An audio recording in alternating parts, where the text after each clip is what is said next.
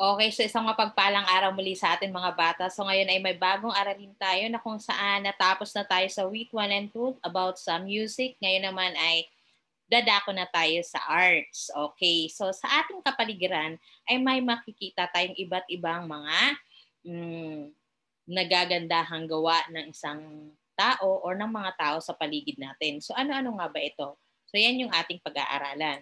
So ang ating paksa ngayong araw ay tungkol sa ang sining sa paligid ko. Ano-ano nga ba yung makikita natin sa ating kapaligiran? Bakit nagiging maganda ang ating paligid? Dahil ito sa mga sining na makikita natin. Okay? So may mga halimbawa si teacher. Okay, ayan.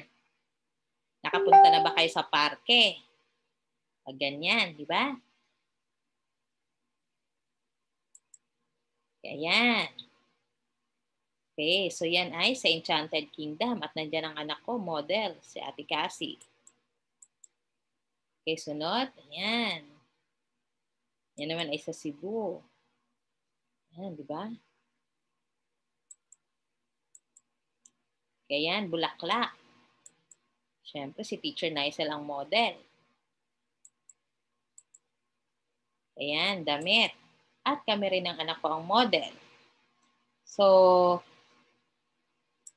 meron tayong mga likhang sining na kung saan may mga tao tayong naging dahilan kung bakit nabuo ang mga yan. So, ngayon yan ang ating aalamin. Sino-sino ba ang mga taong yan?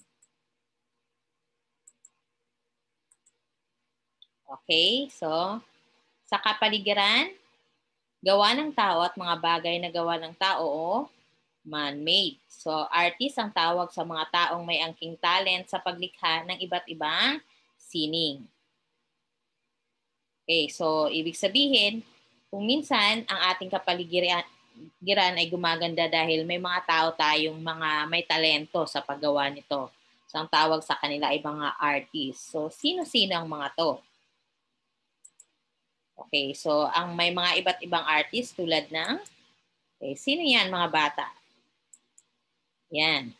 Okay, sila ay mga tinatawag nating pintor or taga-pinta. No? Kaya yan. Yan. Sila yung nag-a-arrange ng mga bulaklak.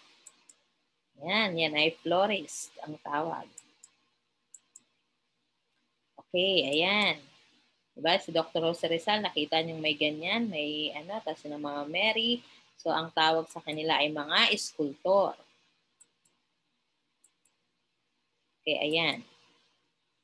Okay, di ba yung kaninang suot-suot namin na Ate Cassie? So, yan naman ay mga mananahe. So, yan yung mga tao na kung saan sila yung nagiging dahilan kung bakit nagiging maganda, maayos ang ating kapaligiran, no?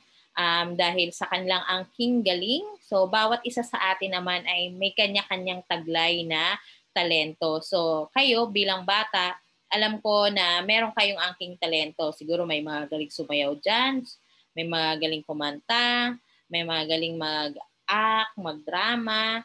So baka kayo isa sa magiging artista o kaya naman may magaling mag-drawing. So kayo ay magiging isang sikat na painter pagdating ng araw, mga architect, engineer, no?